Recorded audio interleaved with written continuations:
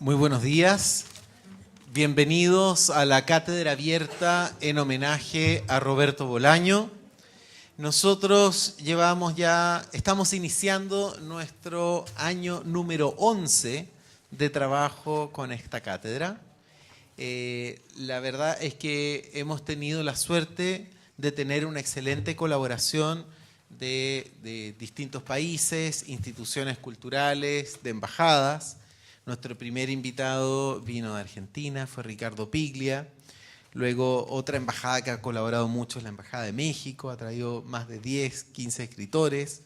Y tenemos la suerte hoy día de tener a nuestra primera invitada de Portugal.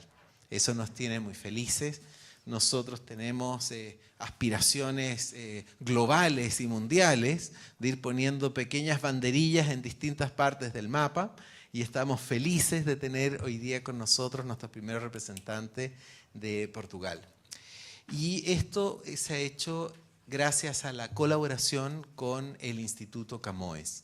Este instituto está repartido en distintas partes del mundo. Aquí en Chile tiene una representación directamente en la Universidad de Santiago de Chile. Allí está dirigido por una académica. Esta académica es Vera Fonseca, que la tenemos aquí frente a nosotros. Ella también ha estado encargada de la gestión de esta visita y es una persona que ha liderado una serie de proyectos académicos y también culturales y que tiene aspiraciones de seguir colaborando, digamos, con nuestro país, dando a conocer los frutos intelectuales y artísticos de Portugal. Así que nosotros estamos muy felices de tenerla a ella con nosotros. Ella es doctora en estudios de género y también en estudios visuales por la Universidad de Utrecht en Holanda. Y como les dije, es directora del Centro Lengua Portuguesa Camões en la Universidad USACH y también se desempeña como agregada cultural de la embajada aquí en Chile. Y fue ella quien nos sugirió la visita de Lydia George. Y quisiera en este minuto confesar nuestra ignorancia. Resulta que en Chile no se conoce mucho Lydia George y es un inmenso pecado. Porque desde que Vera nos sugirió la visita de Lydia, hemos ido visitando cada uno de los sitios y los diarios que hablan de la obra. Hemos también tenido la oportunidad de ver una película basada en su novela La Costa de los Susurros. Es una excelente película y sin duda viene de una estupenda novela. Y bueno, con esta acción nosotros queremos reparar también este pecado de ignorancia. Así, felices de que esto comienza aquí mismo en la cátedra abierta. Lydia George nació en Algarve, en Portugal. Su primera novela, O Dia dos Prodigios, del año 1980, supuso un importante acontecimiento literario. Inició una nueva etapa en la narrativa portuguesa reciente. El año 82 publica Ocais das Merendas y Noticia de la Ciudad Silvestre en el año 84. Ambas fueron distinguidas con el premio literario de la Municipalidad de Lisboa y después vinieron La Costa de los Susurros del año 88, A Última Dona y también un libro que tiene un título bastante denociano, se llama El Jardín sin Límites del año 95, galardonada esta última con el premio Bordalo de literatura de la Casa Imprensa.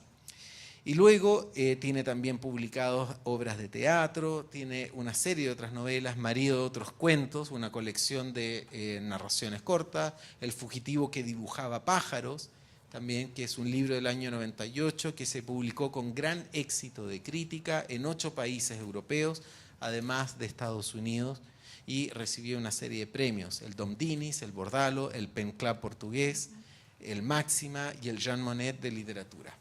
Su último libro publicado fue el año 2017 y se llama Los tiempos de esplendor. Dejo con ustedes ahora entonces a Vera Fonseca. Gracias. Buenos días, es con inmenso placer que doy la bienvenida a Lydia George y le agradezco especialmente por haber aceptado a venir a Chile considerando que como admiradora de su obra, esto es sin duda uno de los momentos más importantes como lectora del Instituto Camões en Chile para mí. Pensar en la literatura portuguesa del siglo XX y XXI y en aquello que fue la contribución a su necesaria y vital reposicionarse ante la transición de dictadura a democracia, sin dejar de lado la apertura de una especie de caja de Pandora de donde los espectros de la colonización emergen, pasa inevitablemente por la obra de la escritora Lídia Jorge, uno de sus nombres más significativos.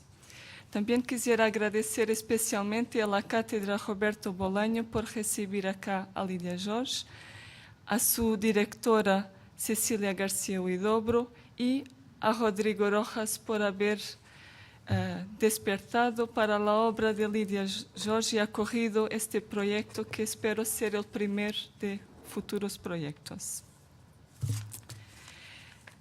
En la obra de Lídia Jorge destacaría la importancia que asume el contexto anterior y posterior al 25 de abril, así como el laberinto que Lídia Jorge configura en ese contexto, teniendo simultáneamente como fuerza centrípeta y centrífuga historia y memoria. 5 años después del jueves 25 de abril de 1974, día en el que Portugal amanece para la caída de la dictadura más larga de Europa, Lídia Jorge publica su primera novela titulada O Dia dos Prodígios, obra fundamental en la literatura portuguesa post-25 de abril, narrando el microcosmos de un pueblo del sur de Portugal, de su relación entre lo que experimentan sus habitantes en una rutina cotidiana, lo mágico insólito de dentro y la revolución que se vivía allá afuera, volviendo evidente que el acontecer de la historia y lo que experimentan los sujetos no es algo perfectamente coincidente.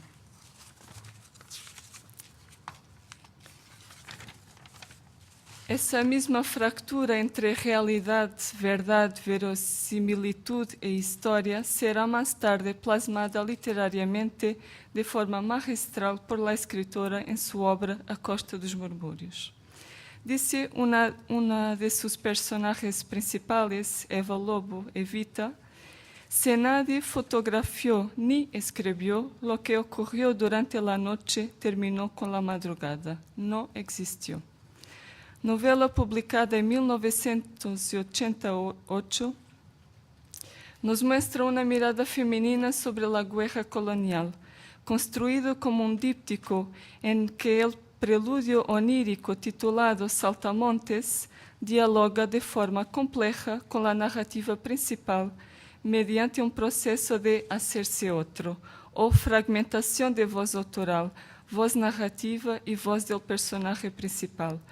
Los Saltamontes nos hablan de Evita, joven portuguesa que acompaña a su novio, el alférez Luis Alex, a Mozambique y la hacen hablar.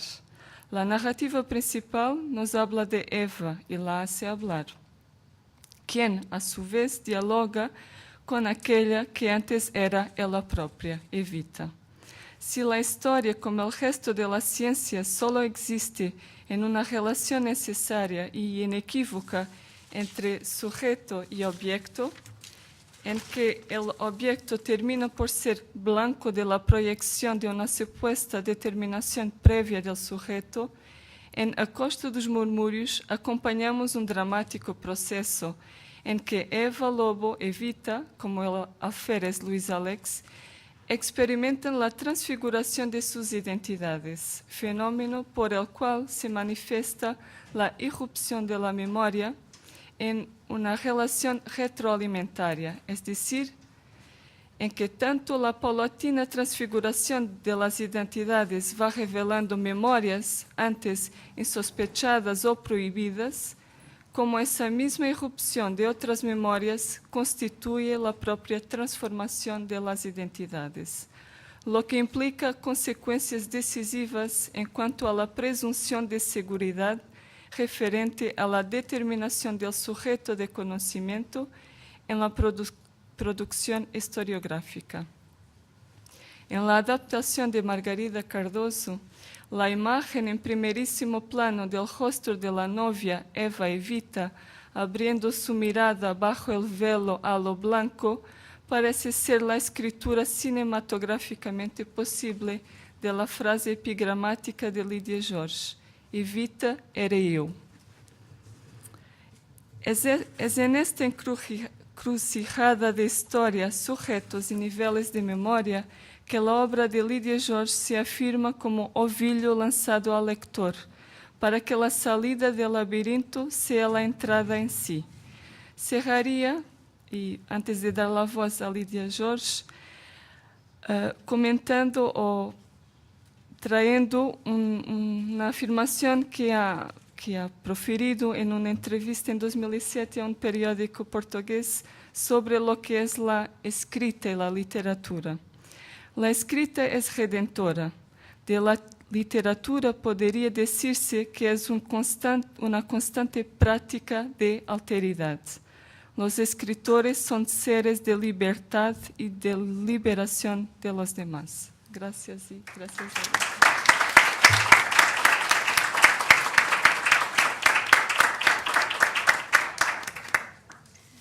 Buenos días a todos. Muchas gracias por todo. Voy a hablar un poco en portugués, sobre todo porque la conferencia que se llama El mundo más allá de la lengua, una visión portuguesa, será en español, traducida por Felipe Alfaro. Por tanto, ustedes tendrán ocasión de ver como mi español es muy débil. Ahora quiero saludar em português em minha língua. Quero agradecer, em primeiro lugar, a senhora a professora Garcia Eudoro, Cecília Garcia Eudoro. Muito obrigada por este convite. Ao professor Rodrigo Rojas, que empurrou para que isto acontecesse. Quero agradecer ao Sr. Embaixador de Portugal em Chile, aqui representado pela sua senhora, a sua dona Luísa Barreto Rocha. Quero agradecer à Conselheira da Embaixada, a doutora Rosa Podgorny. E, claro, a Vera Cristina Fonseca de Carvalho, que foi o cérebro e as mãos de tudo isto. E também a quem, se o Felipe Alfaro não me deixou perder na língua, o Martim Canas não me deixou perder nas ruas de Santiago. Por isso, muito obrigada também, porque me tem ajudado muito.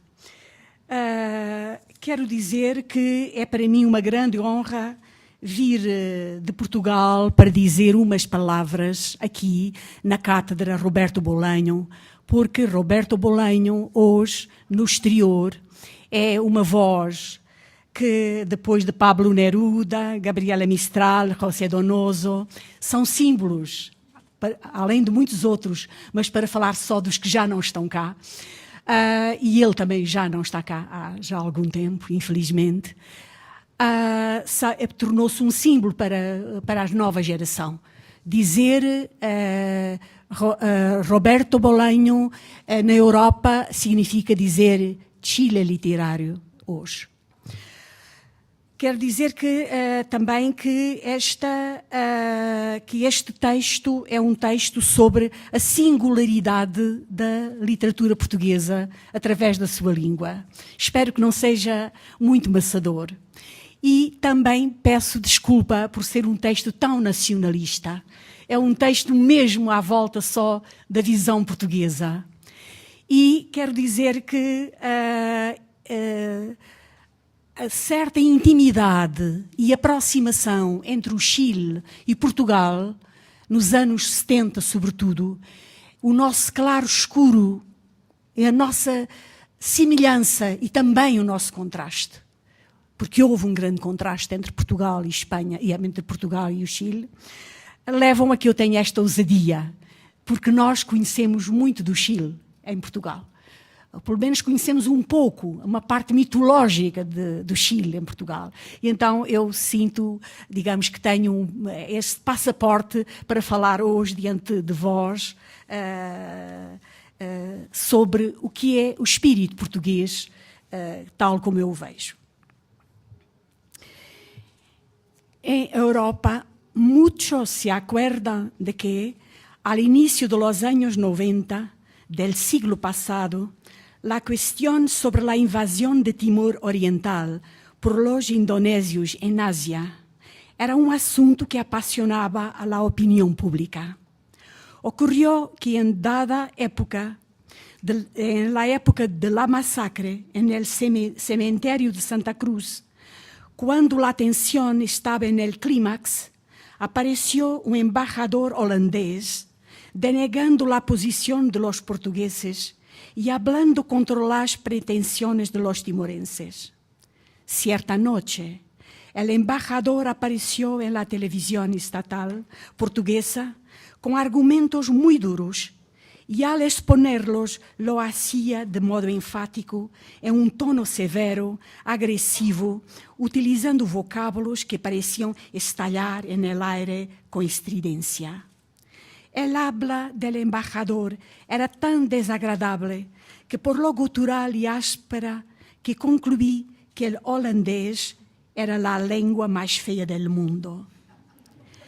Sin embargo, al día siguiente viajé a París para integrar un encuentro de escritores que iba a discutir el papel de los creadores en democracia.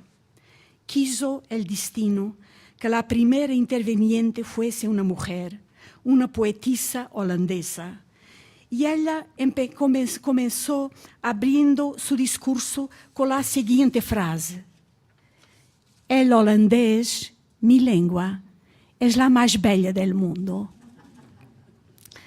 Para demostrarlo, leo un poema y de súbito la melodía de las palabras hizo de su idioma una lengua dúctil, serena y profunda, repleta de entonaciones melódicas. Creo que el poema hablaba de libertad. Estos dos episodios, separados por escasas horas, me hicieron modesta y cautelosa al juzgar las lenguas. En verdad, las lenguas desempeñan varias funciones que todos los reconocemos, pero no hay duda de que el elemento afectivo existe previamente a la lengua, al mismo tiempo que es formateado por ella y involucra todas las otras funciones de modo indisociable.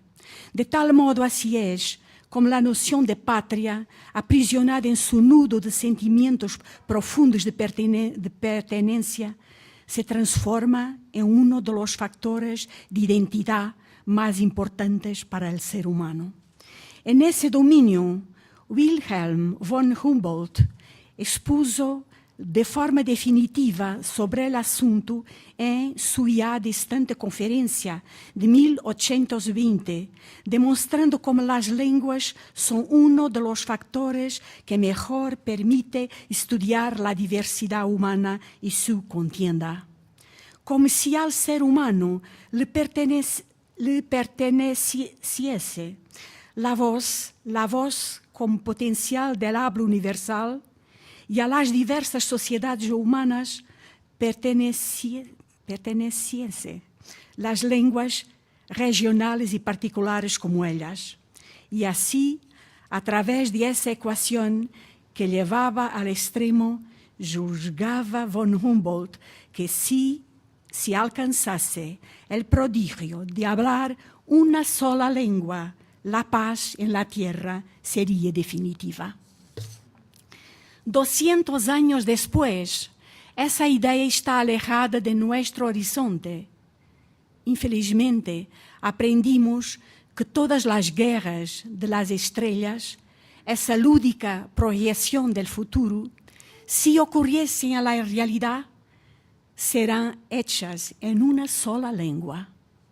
Sabemos también que aún más arcaica que la voz humana, a través de la cual todas las lenguas se declinan, es el impulso de la violencia que transforma al otro en él, no en el espejo de mí mismo, sino en mi enemigo. Después de von Humboldt, surgieron incontables teorías sobre las lenguas y el lenguaje, y ocurrieron 2 guerras mundiales para quitarnos las ilusiones.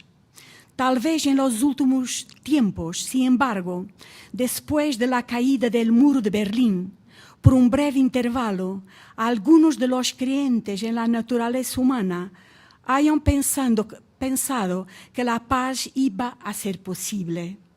Súbitamente surgieron varias perspectivas en ese sentido. Se imaginó inclusive que la historia como batalla humana podría tener su fin a la vista, y hubo títulos ritumbantes que nos prometían ese futuro radiante. Duró poco, como se sabe, esa ilusión. La idea de que bastaría, dentro de poco tiempo, usar la tarjeta bancaria en vez del pasaporte para que viajásemos alrededor del mundo, esa bella utopía de que seríamos pasajeros libres en un mundo globalizado, cayó estrepitosamente por tierra en los últimos años. Los soñadores de la paz perpetua pueden revolcarse en sus tumbas. Hoy, para hacer un viaje en corto en avión, irónicamente, tenemos que dejar que nuestros equipajes sean revisados como potenciales materiales explosivos. Y nuestros cuerpos son vigilados y radiografados con la mayor desconfianza colectiva de la historia humana. Los nacionalismos agresivos regresaron, siempre con la idea de que mi patria es mejor que la tuya. Es más, antes que la cercanía de tu patria me perjudique, que se levante un muro entre la mía y la tuya, para ver si yo me salvo mientras tú te hundes. Vivimos momentos de decepción.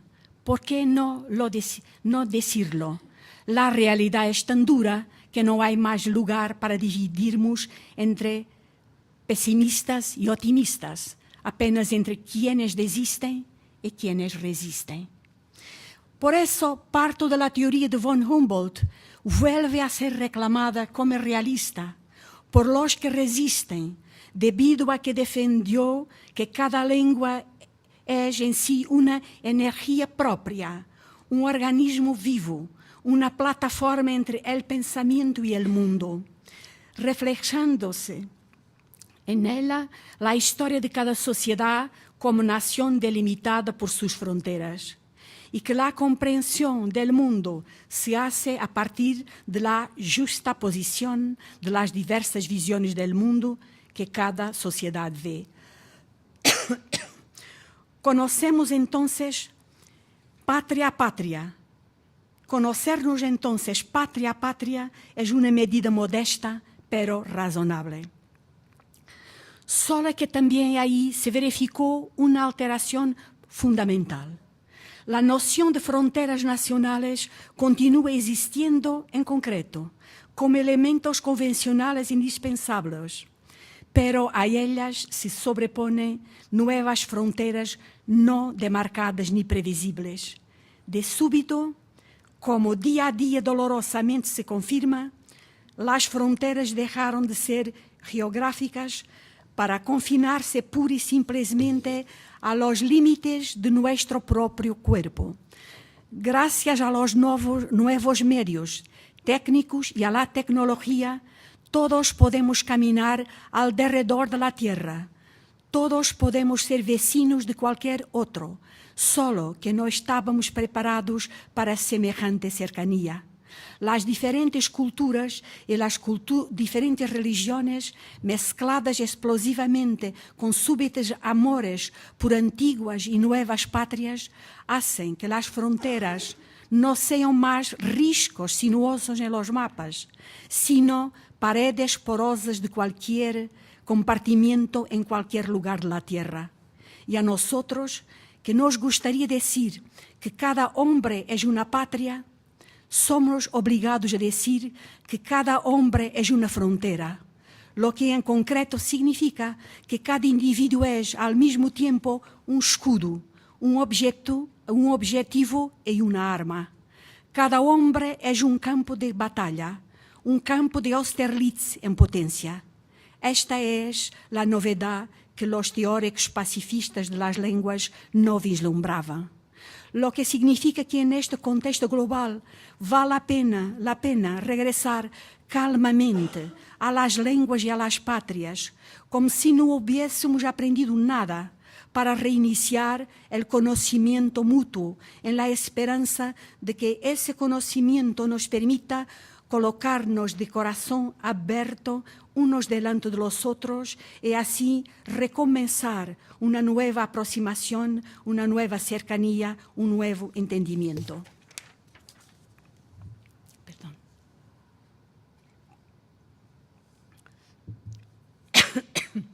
Perdón. Es más, por oposición, hablar de cierto modo de las lenguas incluso es fácil y resumible. Es fácil para los portugueses, por ejemplo, hablar del portugués con cierta vanagloria y entrar con facilidad en la corrida por los sprints en búsqueda de los primeros lugares del podio. Es fácil decir, por ejemplo, que hoy en día ella abarca cerca de 200 millones de hablantes, mencionarla como la tercera lengua europea más hablada del mundo y la sexta después del mandarín, del inglés, del español, del hindi y del árabe, en el ranking de las grandes lenguas, que se distribuye por 4 continentes del globo terrestre, que sus hablantes corresponden a zonas en expansión demográfica, que contiene 600.000 vocablos contra el 1.000.000 de vocablos ingleses, pero que se igualan por la riqueza de las perífrasis y asociaciones metafóricas, tal como sucede con las otras lenguas románicas, que tienen vocablos míticos intraducibles a cualquier idioma como saudade, colo o bicho. Palabras que son cuerpos semánticos simbólicos de su singularidad. Se puede decir también que con el adviento de las nuevas tecnologías, los países que forman la comunidad que tiene la sigla CCPLP, semejante a las lenguas francesa, inglesa o española, está creando instrumentos de utilización modernos y eficaces que le permiten una proyección ascendente. Se puede decir que, al igual de lo que sucede con otras lenguas, también ahora regalamos libros, gorros y lapiceras a cambio de la aceptación de la lengua. Y también, en sentido contrario, ya hacemos sociedad con países que no tienen nada que ver con la comunidad de países de lengua portuguesa, como es el caso de la integración inexplicable de Guinea Ecuatorial a cambio de eventuales petrodólares. Y en medio de todo eso, muchos distorsionan el sentido de la lengua de Fernando Pessoa, proclamando que mi patria es la lengua portuguesa, para que nos imaginemos grandes, como era antigamente cuando teníamos colonias y nos llamábamos imperio. Otros invocan la impresión de Miguel Cervantes de que el portugués es un español sin huesos, para subrayar su carácter dúctil y melodioso y melódico, asociado a un temperamento manso. O sea, descrita de este modo, la lengua portuguesa se encuentra en medio de las estatísticas ganadoras.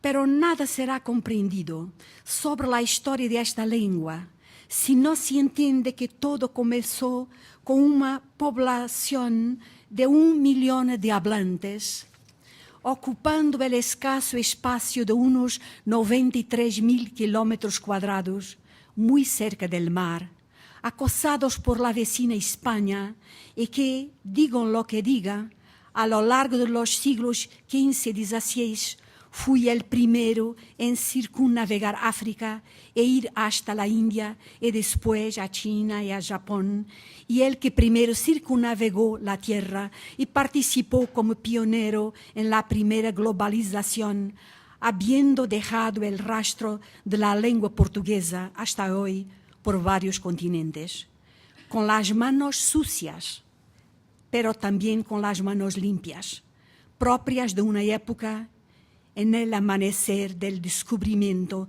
de la configuración redonda de la Tierra. Como también poco se entenderá si no se sabe que el inmenso imperio portugués se fragilizó desde el primer momento por pésimas administraciones. Si no se dice que la religión católica dirigida por los portugueses era mucho más ritualista que instructiva. Si no se comprende que la difusión de la lectura y de la instrucción letrada fue escasa y a veces nula en comparación con los pueblos considerados ultramarinos entre los europeos.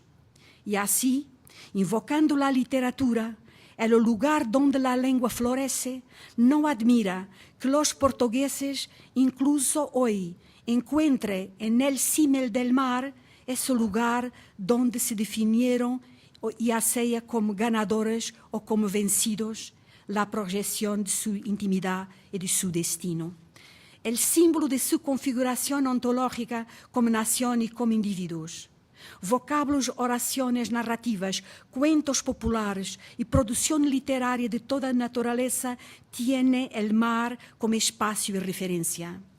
La música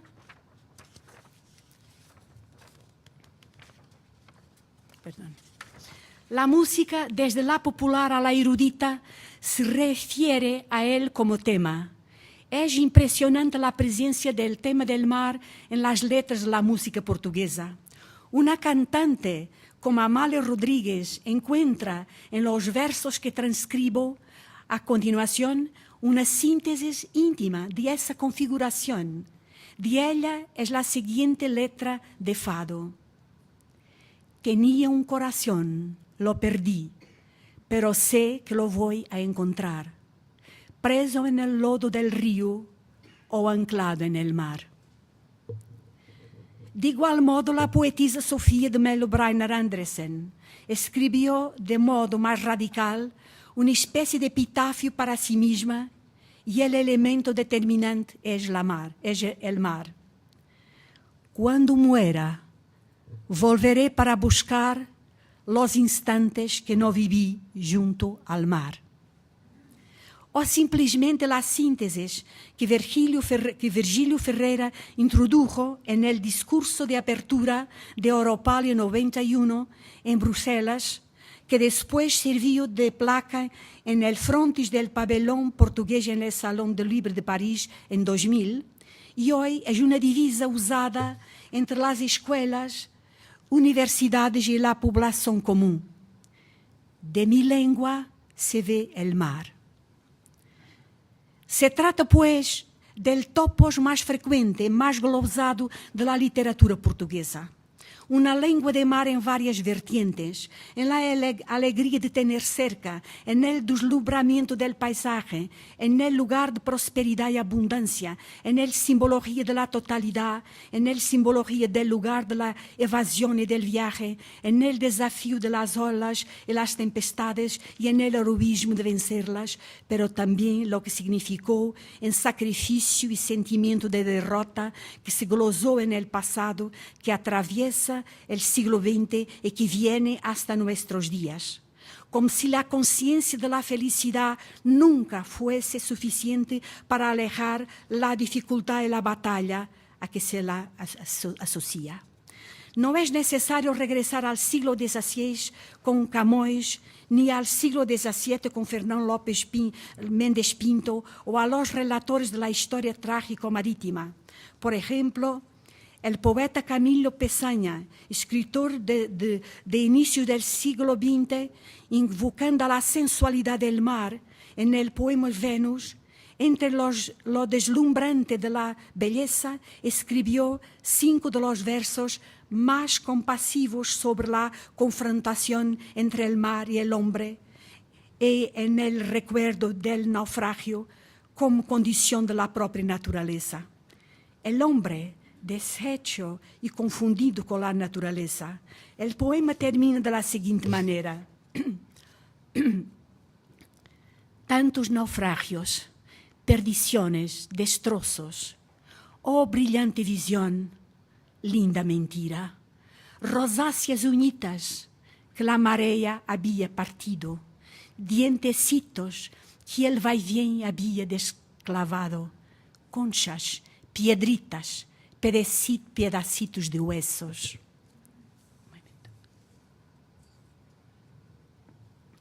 Pero el poema que mejor sintetiza el deslumbramiento por el mar, cruzado con el desastre, la furia y la violencia y la tenacidad humana, el gozo de vencer y rasgar fronteras de todas las especies, será tal vez la Oda Marítima, de Fernando Pessoa, largo poema de 908 versos, que en un determinado momento elige, en la figura del pirata de los mares, el héroe trágico que simboliza la humanidad de la que el ser del poeta se torna compañero ebrio.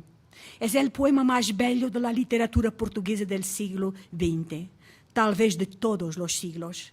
Permítame que lea el siguiente pasaje. En el mar, en el mar, en el mar, en el mar. Poner en el mar al viento, a las olas, mi vida. Salar de espesura lanzada por los vientos, mi paladar de los grandes viajes. Fustigar de agua chicoteante las carnes de mi aventura. Repasar de fríos oceánicos los huesos de mi existencia. Flagelar, cortar, arrugar de vientos, de espumas, de soles, mi ser ciclónico y atlántico. Mis nervios puestos como jarcias, lira en las manos de los vientos. Sí, sí, sí, crucifícame en las navegaciones y mis hombros gozarán mi cruz. Átame a los viajes como a postes y la sensación de los postes entrará por mi espina. Yo comenzaré a sentirlos en un vasto espasmo pasivo. Haced de lo que queráis conmigo, mientras sea en los mares, sobre cubiertas al son de las olas, que me rasguéis, matéis, giráis. Lo que quiero es llevar a la muerte un alma transbordante de mar. Hagan jarcias de mis venas, amarras de mis músculos, arránqueme la piel, clávemele a las quillas, y pueda yo sentir el dolor de los clavos y nunca dejar de sentir. Hagan de mi corazón una flámula de almirante en la hora de guerra contra los viejos navíos. Pisoteen a los pies de las cubiertas mis ojos arrancados. Este es precisamente, por casualidad, el poema más bello de la lengua portuguesa, por la furia lírica, por la osadía semántica, por la entrega de los extremos y también por la corporización del europeo que atravesó los mares en la figura del gran pirata, aquel que reúne el ímpetu de la violencia con el ímpetu de la transposición de lo desconocido, de las barreras físicas y las éticas.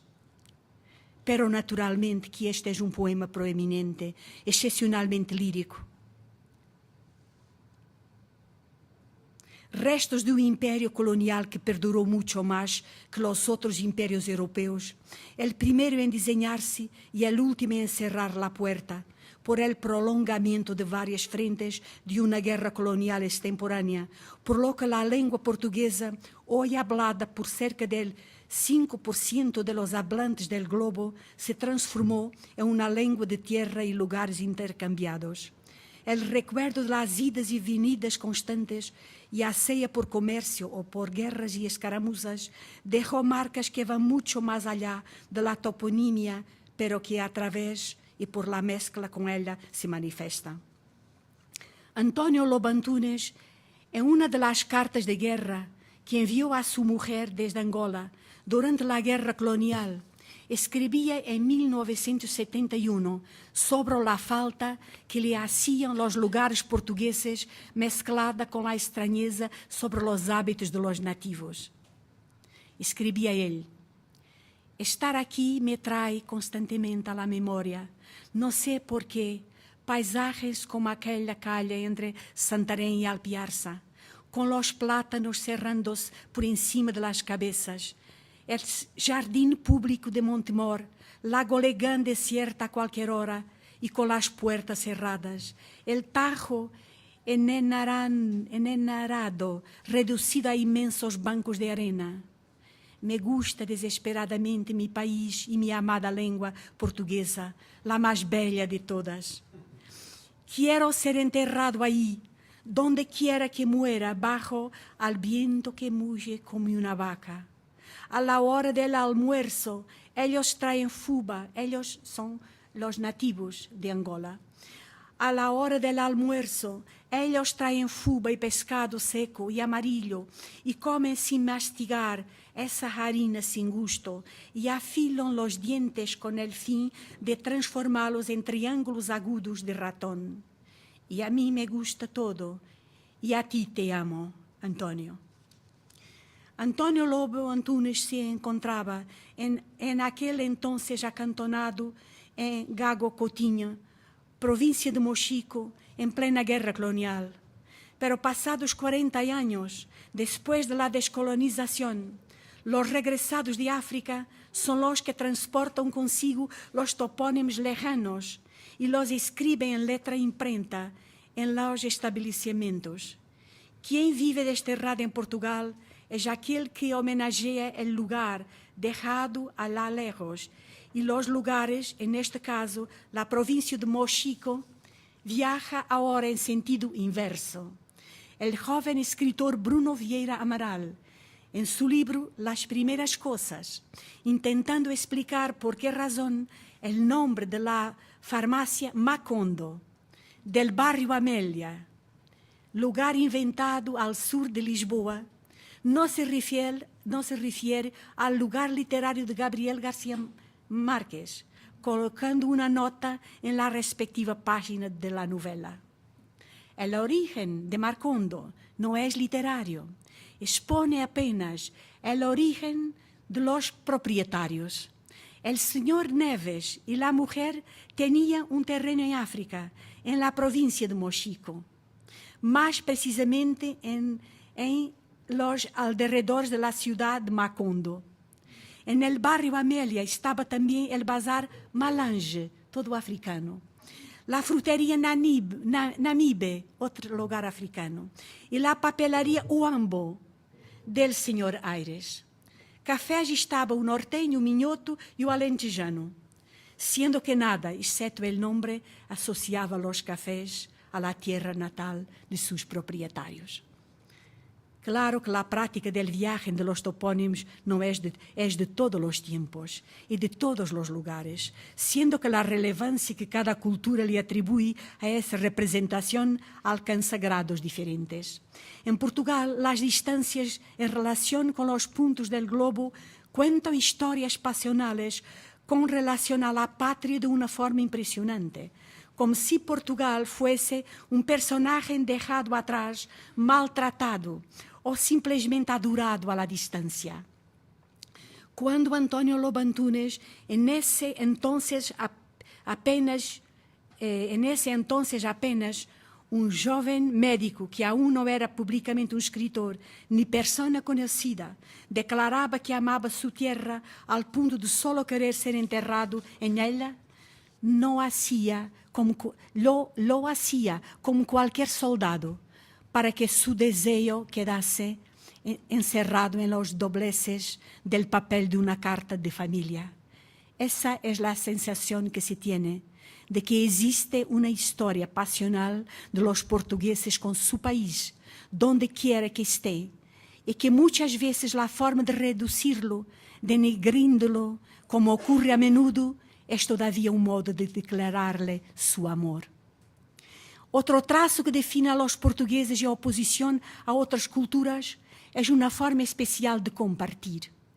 Hay una imagen, síntesis, extremamente elocuente que involucra británicos y portugueses en oposición. Surgió en el libro del general Spínola, Portugal y el futuro, publicado en 1973. El libro que anticipó la Revolución de los Claveles en 1974 y el inicio de la descolonización que vendría en consecuencia. En cierto momento escribe el general a propósito de la colonización portuguesa y la colonización inglesa. Cito de memoria. Mientras los británicos les dijeron a los pueblos nativos, elévate, pero no te acerques, los portugueses dijeron, acércate, pero no te eleves. Si nos colocamos solo de este lado positivo de la afirmación, porque hay el lado negativo, si nos colocamos solo del lado positivo de la afirmación, la síntesis coloca en destaque el carácter civilizador de los ingleses en oposición a la capacidad de confraternización de los portugueses. Es más, hace mucho que considero que los portugueses, por buenos y malos motivos, son aquellos que están siempre dispuestos a compartir los tres rectángulos primordiales de la vida. El rectángulo de la mesa, porque comen con todos. El rectángulo de la cama, porque se acuestan con todos. Y el rectángulo de la tumba, porque no les importa ser enterrados al lado de cualquier otro, aunque siempre sueñen con ser sepultados en la tierra natal.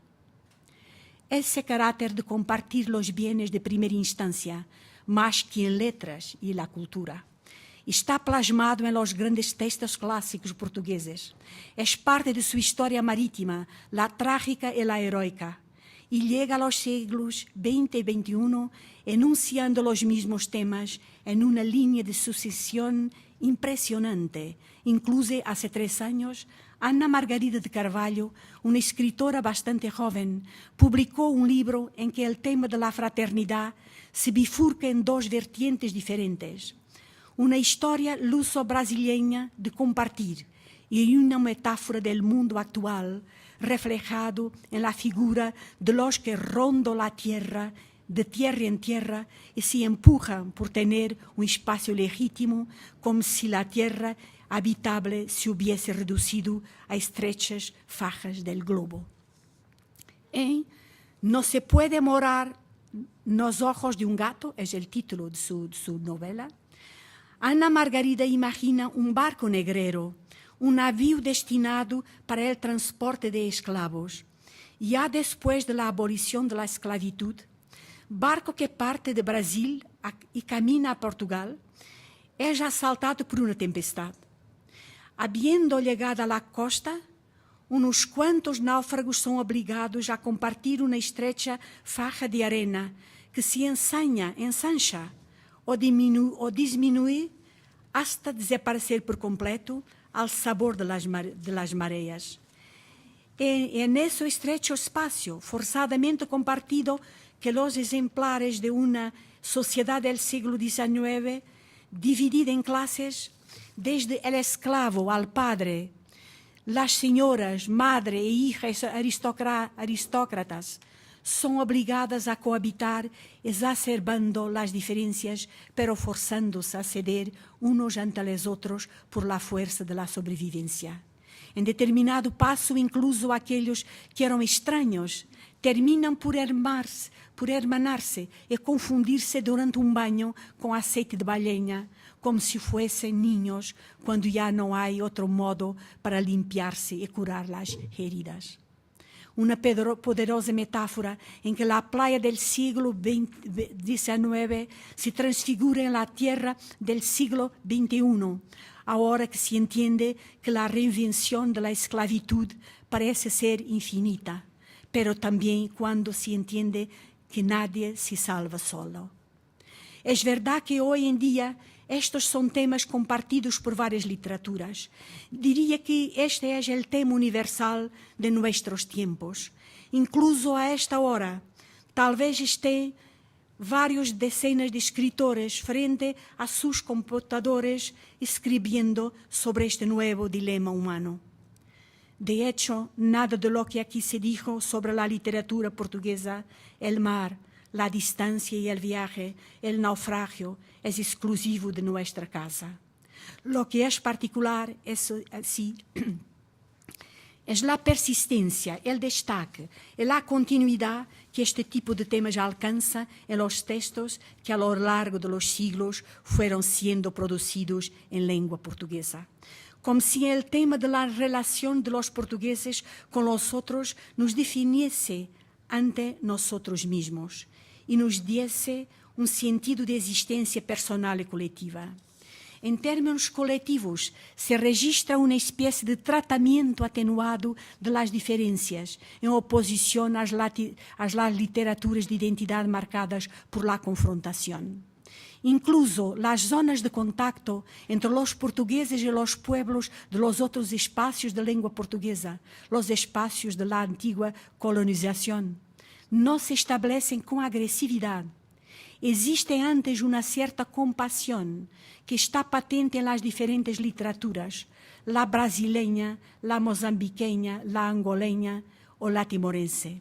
Literaturas recientes afirmadas en las últimas décadas muestran que, por parte de los escritores de lengua portuguesa de los países africanos y asiáticos, una especie de regreso al acto colonial, pasando el cuchillo por la incriminación antigua y al hacerlo trillan el camino de una revisión que les importa tanto a ellos como a nosotros, usufrutuarios y víctimas de esa manera antigua de hacer mundo.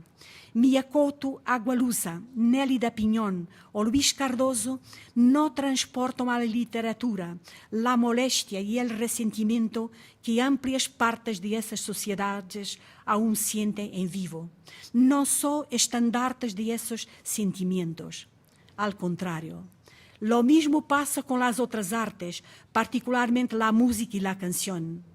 El coro de la canción Fado Tropical de Chico Buarque de Holanda, grabada en 1971, continúa siendo una divisa, cercanos que están los dos países, Brasil y Portugal, a veces por los buenos, otras veces por los malos motivos. Aún suena como un himno familiar, en la voz de Chico, ese estribillo brasileño. Esta tierra aún va a cumplir su ideal, aún va a convertirse en un inmenso Portugal. Ya en 1975, después de la Revolución, cuando Brasil aún vivía en dictadura, Chico Buarque escribió y cantó Tanto Mar, tema prohibido por la censura brasileña. Decía entonces palabras que continúan siendo actuales en los siguientes versos. Sé que hay lenguas, que hay léguas separándonos, tanto mar, tanto mar. Sé también cuánto es necesario navegar, navegar. Es más, esa relación amistosa de asociación a nivel musical continúa intacta. El cantante hijo de caboverdianos, Bossa y Si, que a si mesmo se define como Tuga.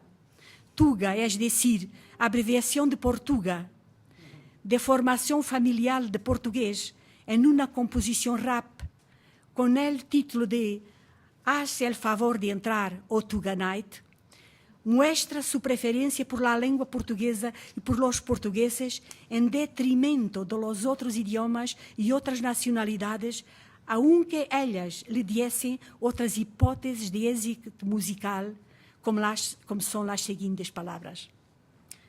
Falso es aquí, no es nadie, solo entra aquí que viene por bien. La fiesta es nuestra, no es necesario tarjeta de la casa. Si vienes con prejuicios, yo, vete, vete. Poco se entiende el plan, rap veterano. Oís unos consejos en inglés, pero yo no soy americano. Me llamo Tuga Verdiano. Hermano, esto es hip hop lusitano. Olvida el bling bling, que eso aquí no brilla. Deportamos mafiosos de vuelta para Sicília. Calentamos el ambiente. Cause we hot like that, don't hate because I'm tuga like that. La literatura portuguesa enseña entonces que este pueblo europeo vive del recuerdo de un pasado de esplendor y remoto, pero sobre todo de una experiencia prolongada de derrota, condimentada por la noción de una manera de compartir humanamente cercana a un ideal de fraternidad que nos acerca a los ideales modernos de convivencia oriundos del siglo de las luces. En el momento en que esos ideales de convivencia e intercambio parecen de nuevo debilitados, es posible que los portugueses puedan decir algunas palabras al mundo. Quedaría muy mal si el pueblo que habla, escribe y creó la lengua portuguesa defendiese en el momento actual las posiciones que defienden la primacía de las finanzas sobre la gestión de la justicia. Si defendiese en el concierto de las naciones las posiciones de los que, a través del negocio de las armas, crean guerras cercanas y lejanas, enfrentando pueblos contra pueblos, continentes contra continentes. Nos quedaría muy mal a nosotros, que conocemos la humillación que infligimos a los otros en los territorios donde fuimos colonizadores, y la humillación propia infligida por aquellos que se han aprovechado a lo largo de los siglos de nuestra debilidad interna para disminuirnos. Nos quedaría muy mal. Lo digo con sinceridad porque lo pienso, pero lo pienso principalmente porque lo viví. Está casi. Personalmente, mi primer contacto con la distancia y con los parajes lejanos data de la primera infancia, cuando recibíamos las cartas de mi papá y de mi abuelo materno, ambos emigrantes en África. Vivían y trabajaban en Moçambique y enviaban fotografías de grandes aglomeraciones alrededor de las mesas de uno y de otro. Personas casi desnudas, com ojos assustadas delante de la máquina, a vezes fotografias de cacerías, de nativos em cuchillas junto a los animales abatidos, outras vezes bailando, e mi papá e mi abuelo, criando-se buenos patrones, contavam que os africanos, quando se los encontravam en las calles, cambiavam de vereda por respeito. Havia de parte de mi padre e de mi abuelo um paternalismo que em essa época eu não sabia interpretá-lo e imaginava que allá, junto a aquelas pessoas que apenas entendiam o português porque falavam a língua sena e a língua ronga, existia um paraíso. Mis familiares eram pessoas de aquele entonces, de aquela condição, de aquele mundo, impossível de perceber en la armonía que mantenían con la población local la más pequeña brecha. Fue necesario que se desencadenase la guerra colonial y tener acceso a la rabia en derecho para comprender cuánta la humillación había sido recalcada a lo largo de los tiempos. Viajé para allá. De esa fecha me acuerdo de una escena marcante. Yo vivía en un comedor de oficiales. Al caer la noche, los oficiales de la Fuerza Aérea se juntaban en el foyer con las mujeres para una breve comida. Pero en aquella noche nadie tenía calma, porque allá afuera había una plaga de saltamontes tan densa que creaba aureolas verdes alrededor de las luces de los postes de la calle. Además, los populares habían encendido fogatas a lo largo del margen y en ellas asaban saltamontes que comían bailando. Era una imagen maravillosa, plásticamente deslumbrante. La noche oscura estaba adornada con aureolas verdes y sobre todo las personas parecían felices. Se oía el sonido de los cantos. Pero allí adentro, entre los oficiales portugueses, no era eso lo que se comentaba. Se comentaba que los salvajes comían saltamontes. Se comentaba con repulsión. Y mientras tanto, lo que se comía en el foyer era alguna cosa que tenía la misma carne y la misma configuración de los saltamontes, solo que de otro color. Comíamos camarones. En esa noche entendí por qué razón íbamos a perder la guerra. Tendríamos que perderla. Entendí que los muertos que estábamos sufriendo en las selvas eran para nada. Era para olvidar. Éramos hermanos unos de otros, tan cercanos, tan idénticos, y no nos entendíamos. En nuestros juicios de valor, teníamos siglos separándonos. Pasados muchos años, a partir de esa noche de los saltamontes, yo escribí La Costa de los Murmullos. Después de la independencia, aún volví a los mismos lugares. Quise saber qué pasaba con el hotel, con las escuelas, el liceo, el puerto, el hospital, las casas. Fui y encontré todo despedazado. En el puerto se oxidaban barcos. En las escuelas no había ni una silla, ni una mesa, ni un pizarrón negro. Las casas habían perdido las tejas, las ventanas, los vidrios, las puertas habían desaparecido. Las carreteras y las calles estaban llenas de baches. Era la negación que le había ocurrido. Era la historia recomenzando, nosotros aprendiendo con ella que el resentimiento tiene más poder que la pólvora, que la historia crea movimientos que son mucho más largos que las víctimas humanas individuales. Solo una vida, por 100 años que llega, que tenga, no es suficiente para pasar sobre la historia. Ela tiene un paso lento, arrastrado, necesita de movimientos de avance y retroceso. Las lenguas se forman en ese balasto lento, ciego para nosotros, indomable para nosotros. Las lenguas son parte de esa gran ola de recuerdos en el seno de la cual nacemos y morimos sin darnos cuenta de los movimientos de su ondulación. Pena que las lenguas, revestimentos tan fuertes de las patrias, siempre desavenidas, sean objetos de guerra. Consuela saber que las literaturas, por más locales que sean, son siempre universales y que su proyecto siempre sea de paz. Me disculpen. Gracias.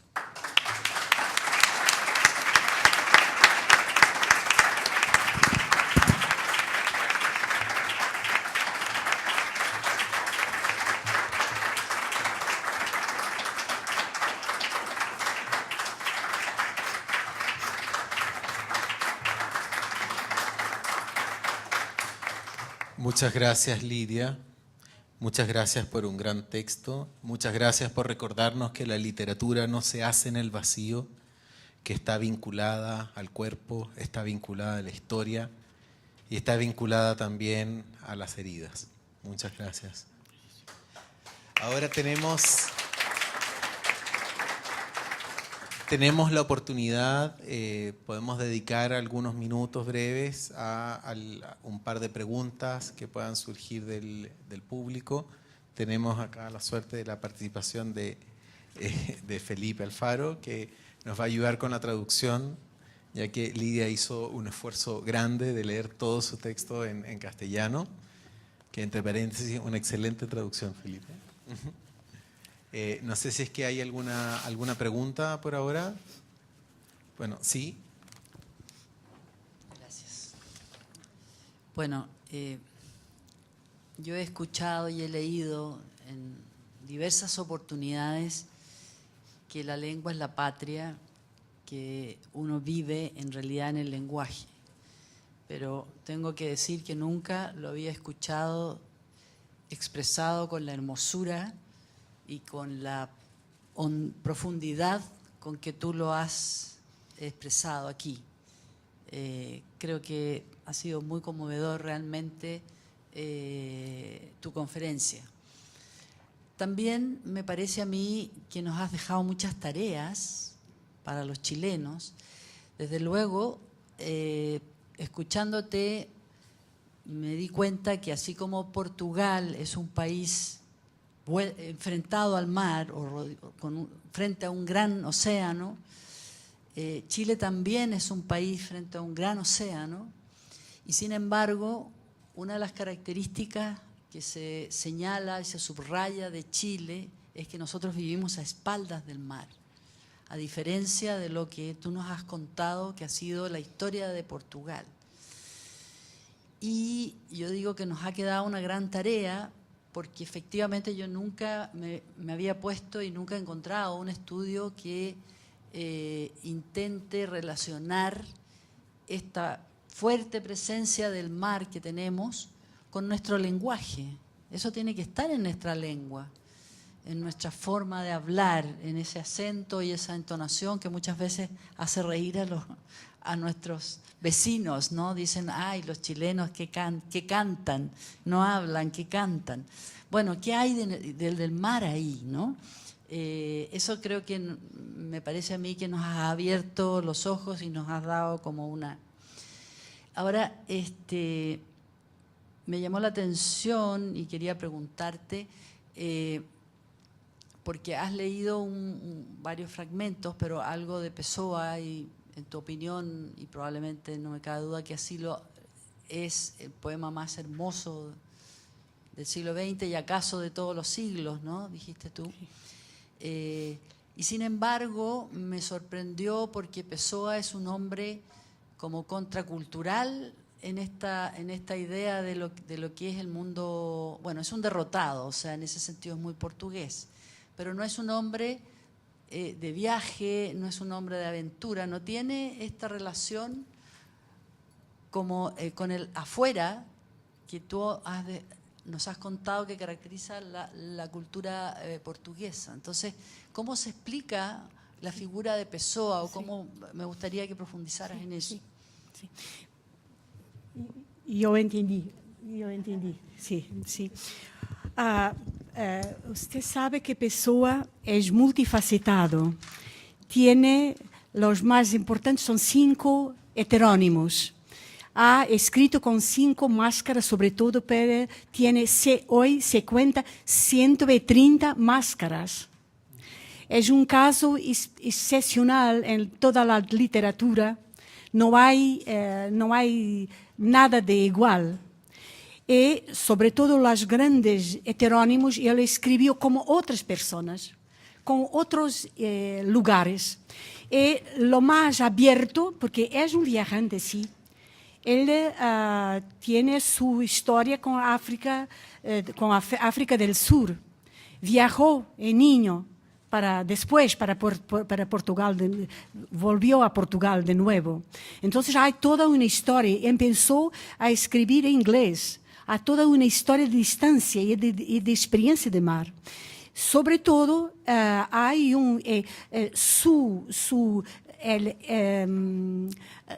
Fernando Pessoa, él mismo es muy introspectivo, pero las otras máscaras pueden no lo ser. La ode marítima, donde yo saqué esta pequeña parte, es una ode de su máscara llamada Álvaro de Campos. Y Álvaro de Campos tiene una ode triunfal.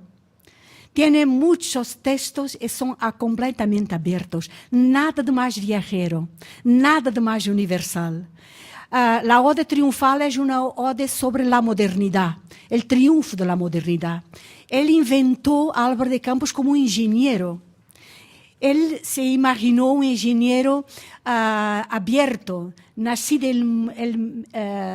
ahora no me ocurre, pero él creó biografías para todas esas máscaras. Entonces, es para nosotros hoy encontramos en pessoa em suas múltiplas máscaras. É uma paixão estudar esse homem. Muito cerca, em Bogotá, o professor Jerónimo Pizarro é um estudioso a fundo. Alguns dias antes lhe perguntava: há mais que 80 máscaras? Ele disse: não, vamos em 130, como ele dizia. Isso é incrível, porque ha sido um vulcão interior. Então, isso é muito claro que é a abertura. Se você lê a Álvaro de Campos, que é a máscara mais aberta de Fernando Pessoa, encontra a história de los hombres viajeros, encontra a história de los europeus. Ele habla de los piratas que cortavam as manos de la gente cuando querían subir a los barcos y cómo se golpeaban las manos. Él ha sufrido, como así se dice, todas las dolores del mundo, todas las dolores de los viajantes. Es un hombre que como poeta, que ha tido, es muy admirado porque él ha hecho en su vida, en su poesía, claramente lo deseo de los poetas, que es ser todo, todos los tiempos, en todos los lugares. Entonces, Álvaro, es necesario leer Álvaro de Campos e não simplesmente Álvaro, nem simplesmente el ortónimo, porque nós dividimos entre ortónimo, quando firmava como ele mesmo, e depois os heterónimos.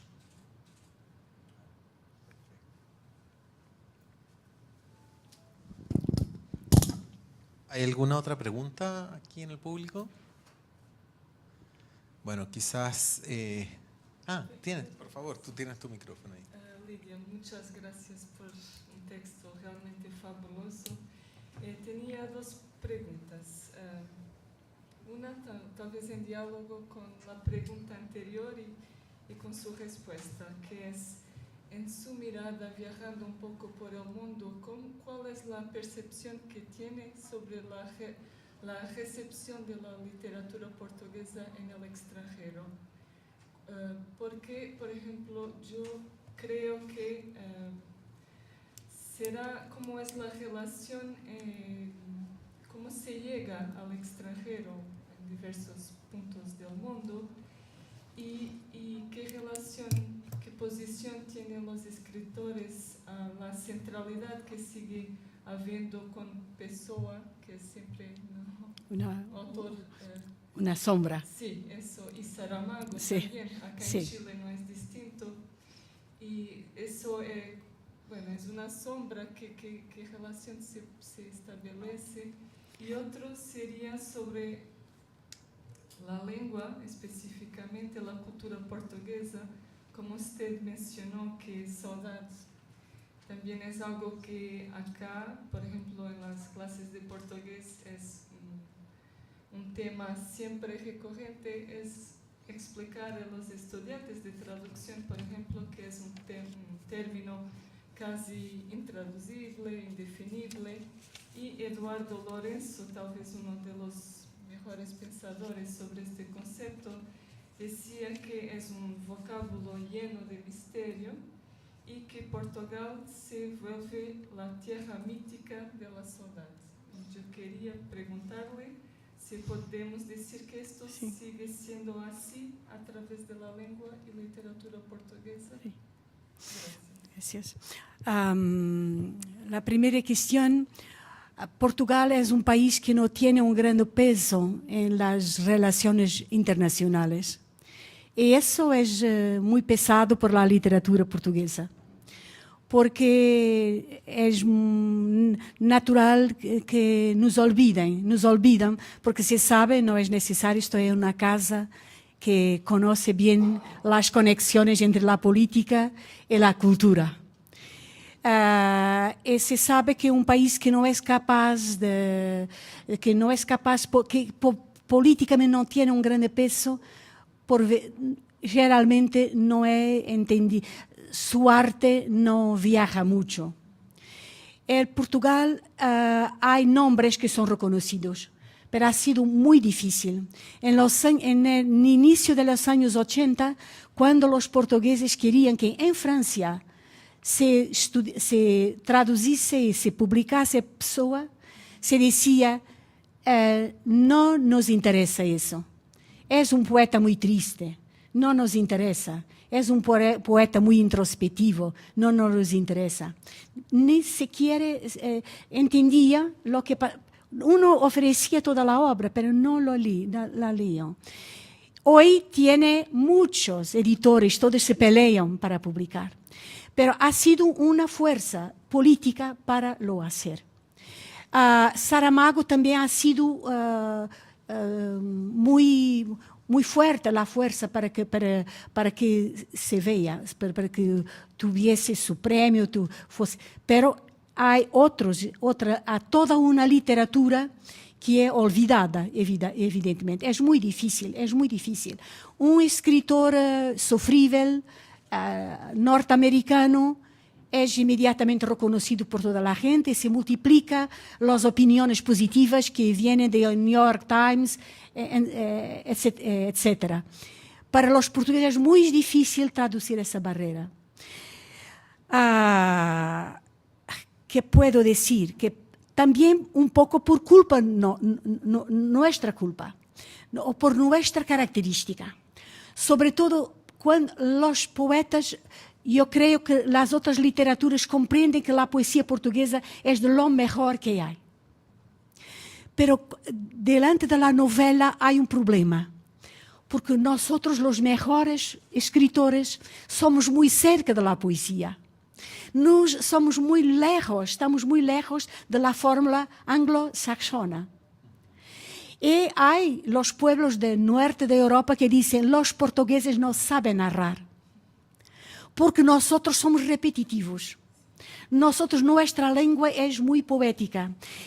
Tenemos una forma de narrar litúrgica. Hay algo de ceremonioso, ceremonial. Nos repetimos las frases. Tenemos la necesidad de desarrollar como olas. Se lea un libro de Lobandunja es difícil. Es difícil de leer, verdad, pero es de lo mejor. Pero es difícil. Saramago es difícil de leer. Es difícil porque se repite, porque su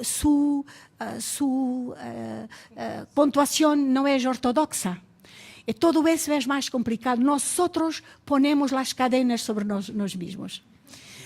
Pero es verdad que también hay una singularidad. Me parece que los mejores escritores actuales portugueses, mismo entre los jóvenes, son los que no han que no se han ido por la facilidad, ni por la repetición de los otros modelos. Entonces, yo creo que nosotros estamos de pie. Sabemos mesmo que, por vezes, los que mejor transitam não são os melhores escritores. Pero não importa. É uma cultura múltipla que hoje tem uma cultura mais viajável, não sei se diz a palavra, e uma outra cultura mais densa, menos viajável, pero que é muito própria. E, por supuesto, a questão da saudade. Saudade, me parece que toda la gente la siente alrededor del mundo. Toda la gente.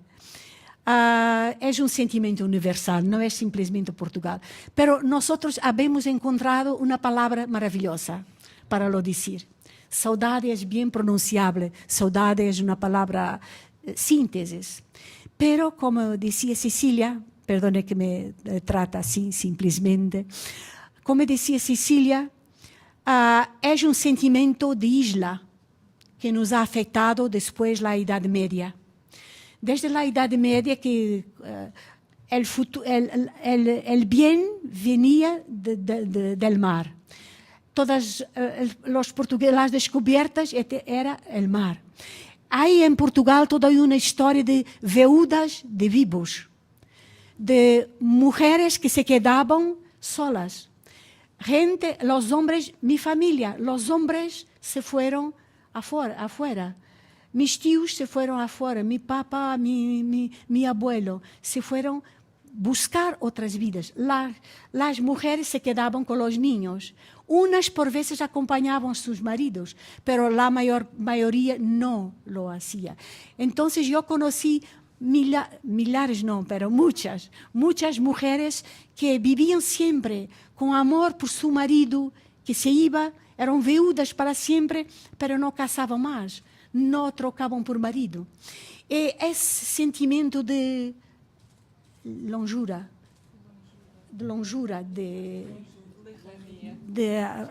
aburrito, longito, esse sentimento de longito, de largueza, nos ha criado essa ideia de que havia um sentimento ao mesmo tempo doloroso e ao mesmo tempo gostoso, porque há um pouco de, eu diria, de como se diz, o sentimento de amor por sofrimento, masoquismo, hay un poco de masoquismo. La gente le gusta sin llorar porque lo no puede alcanzar. Es un sentimiento que ocurre. Pero nosotros somos seres históricos.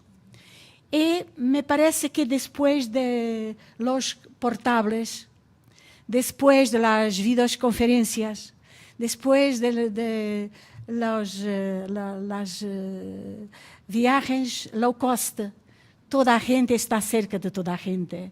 No sé si los portugueses continuarán a tener un sentimiento tan distinto de los otros países. Possivelmente no. Possivelmente vai a cambiar. Pero enquanto isso não cambia, saudade é um distintivo português em la aguardente, em los fados, para todo. É um distintivo muito importante e sigamos com saudade. Quisiera pedir el aplauso final para todo esto. Muchas gracias. Sí que... pero caramba, nos queda una pregunta aquí en el... un comentario. Luisa. Nada más que un comentario porque Lidia lo sabe perfectamente y volviendo al principio de la conversación, yo quería decir una cosa nada más como mujer del representante de Portugal aquí, que es una cosa que defendemos mucho en las embajadas. Portugal es, creo, el único país del mundo que festeja su Día Nacional festejando la lengua. Sí, sí, se festeja la lengua, sí, sí. Bueno, sí, hay más entusiastas acá atrás. Voy a abrir el micrófono para dos personas. Eu gostaria de fazer uma pergunta, comentário também, com relação a essa característica das narrativas portuguesas de terem essa, como se diz, né, de se repetirem, como uma certa crítica que foi feita a esta literatura, se esta característica, se você vê que isso se estende para outras literaturas de língua portuguesa, ou essa acaba sendo uma característica apenas da literatura portuguesa? Muy bien. Me parece que estende também. Veio em Guimarães Rosa, por exemplo. É muito cerca deste. Mesmo hoje eu vejo alguns. Não é a linha de Clarice Lispector, é o contrário. Pero la línea de una mujer como, ¿cómo se llama? Nélida Piñón. Nélida Piñón repite también. También tiene esa misma estructura muchas veces. Y me parece que Mia Couto, en Mozambique, tiene también. Hay una forma poética que desarrollar el discurso. Se repite también, es un poco más directo, pero también es así. O Agualusa, en Angola, también tiene el mismo trazo. Pero creo que es más acentuado en los escritores portugueses, porque los escritores africanos tienen mucho la matriz del cuento, del cuento tradicional. El cuento lo hace rápido, son más rápidos, tienen la idea de que cada página debe contar una cosa. Es su victoria internacional, se puede decir, porque son muy traducidos y muy leídos los escritores africanos. A mí me parece que tiene a ver con eso, una especie de tradición de oralidad y una tradición de cuento. Brasil es un poco más diverso, es múltiplo. Yo no sería capaz ahora de hacer una, como se dice, una síntesis, mas me parece, acordando los escritores que yo amo, también un poco, pienso un poco como Loyola Brandão, lo hace también, lo hace un poco repetindo, pero estoy más cerca de una narrativa norteamericana. Se dejan levar mucho por la idea de querer contar. Y nosotros no es tan querer contar, es querer visitar lugares mentales, querer vivir sentimientos, cosas mentales. É um sentimento um pouco diferente, pero me parece que é o poder da língua, a forma, é uma forma poética que nos empuja para isso. Não sei se he sido explícita, pero é o que me parece. Buenos días, muchas gracias. Es un placer conocerla, escucharla, y yo creo que su conferencia fue iluminadora, en especial para mí, que vengo trabajando con la representación del océano en la literatura de lengua portuguesa y española también. Entonces, creo que ha sido iluminadora. Entonces, le agradezco mucho y quisiera cerrar mis palabras con una de las líneas de Camões que ha guiado mi trabajo: viajar por mares nunca antes navegados. Yo creo que la actividad de hoy en día y el trabajo que viene desarrollando Vera con el lectorado y también nosotros en la Universidad de Playa Ancha está dentro de esta máxima de Camões: viajar por mares nunca antes navegados. Muchas gracias. Gracias. Excelente, muchas gracias. Quisiera pedir un aplauso para el público participante, para Lidia Jorge, para Vera Fonseca. Un agradecimiento enorme a la Embajada de Portugal y también al Instituto Camões. Y por supuesto, este aplauso también es para ustedes. Muchas gracias. Muchas gracias.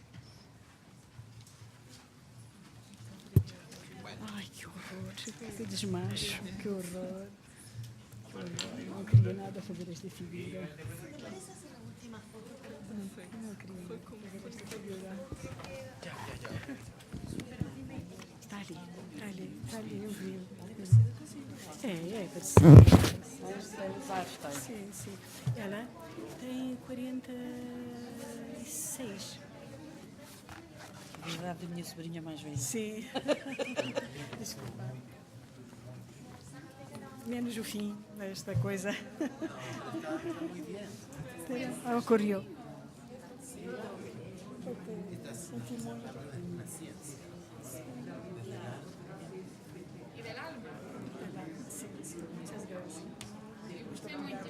Obrigada, agradeço, Rosa, agradeço. Obrigada, sim, obrigada. Penso que não terei mais oportunidade de a ver, por isso agradeço outra vez ter vindo. O embaixador vai hoje à tarde ao Centro de Língua. E pronto, espero que um dia nos possamos voltar a encontrar. Com certeza. Muito obrigada. Obrigada. Lá gostei muito da cátedra e estou a ler o seu livro, não sei se eu estou gostando muito e se podia fazer um autógrafo. Sim, claro que posso.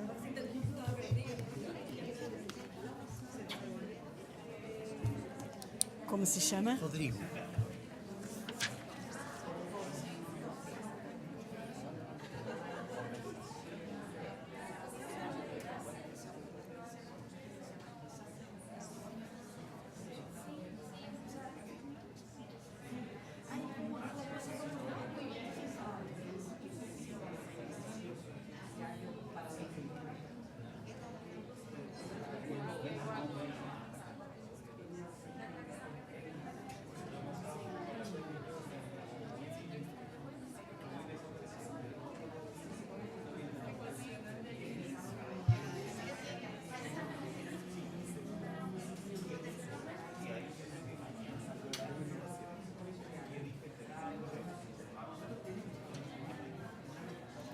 Rodrigo.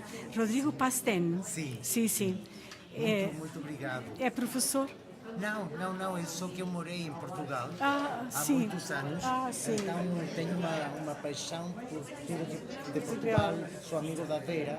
Ah, sim. E então sempre estou a ler em português, fazer aulas de literatura. Sim. E tudo isso. Que Muito, tudo muito corra obrigado. bem. Obrigada. Eu é que agradeço. Obrigada.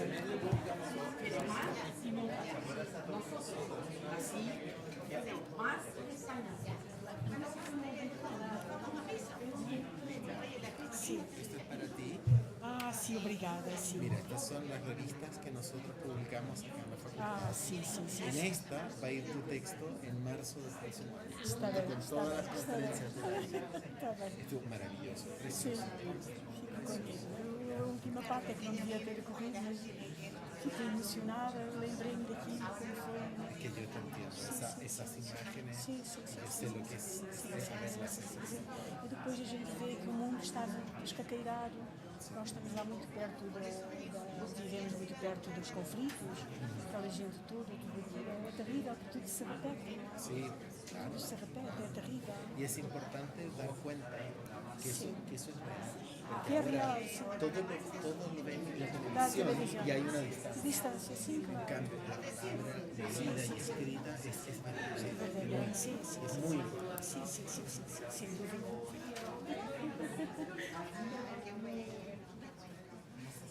Ah, vamos a uma última foto.